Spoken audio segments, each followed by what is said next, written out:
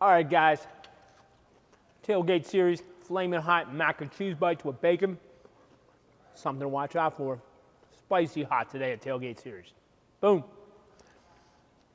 All right, guys, let's jump right into this. Make sure the spoon bends. Wait, it's already bent. We can rock and roll. Butter and flour's right here, nice and warm. We heated it up, melted it really good.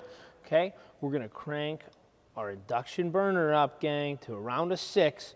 We're gonna add 2 tablespoons of garlic salt, 2 tablespoons of Montreal, just to season that roux, okay? That's what this is, crew, little butter and flour, all right?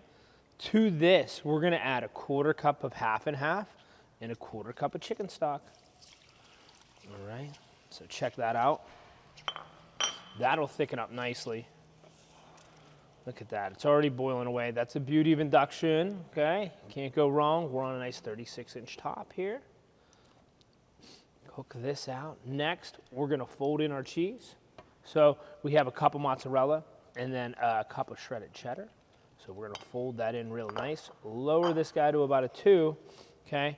We have 5 slices of crispy bacon. We're gonna fold in, and 2 tablespoons of grain mustard.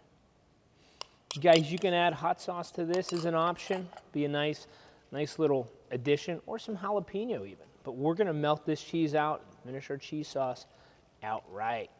Look at that, okay? Heat that guy up.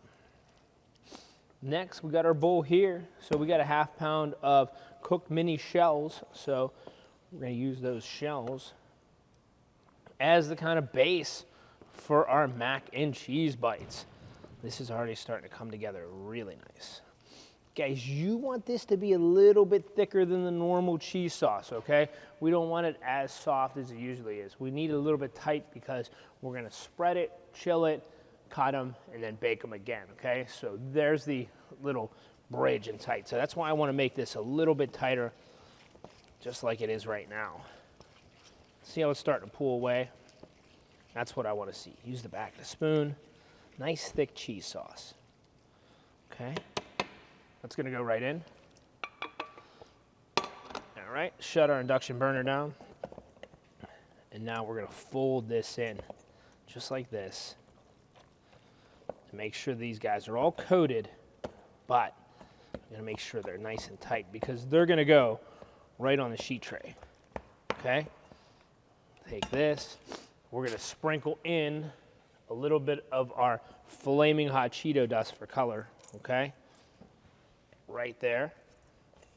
Get that going. Looks cool, looks cool, looks cool.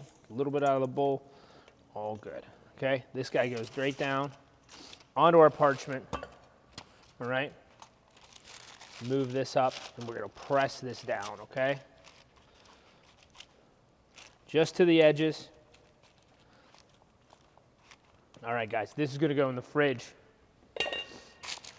for about 8 to 10 minutes. Let's get it nice and cooled so we can cut it.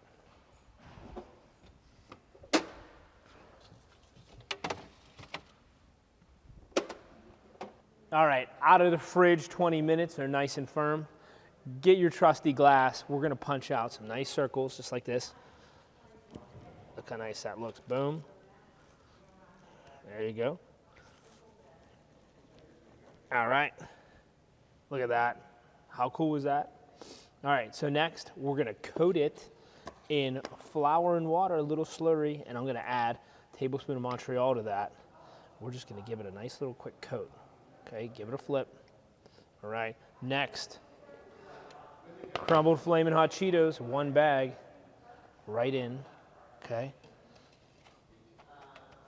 Spread this up really nice. Get it all together, press it down, right on the rack.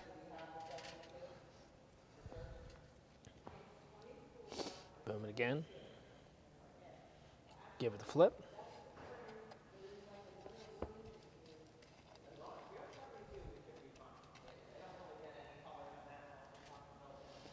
All right, crew, 375 in the oven, 15 minutes till they're golden brown. See ya. Get in there. All right, out of the oven, 375, nice and crispy. Let's pick these guys up. Look at that. Whew, I'm so excited. Got a little ranch to dip. Gotta give it a break. Let's see that. Look how cool. Look how good. Going in with a fork. Nah, I don't need a fork. That's it. Getting a piece. Dipping. One bite wonder. Crunchy. Cheesy. Bacony. Flaming hot though. Excellent tailgate.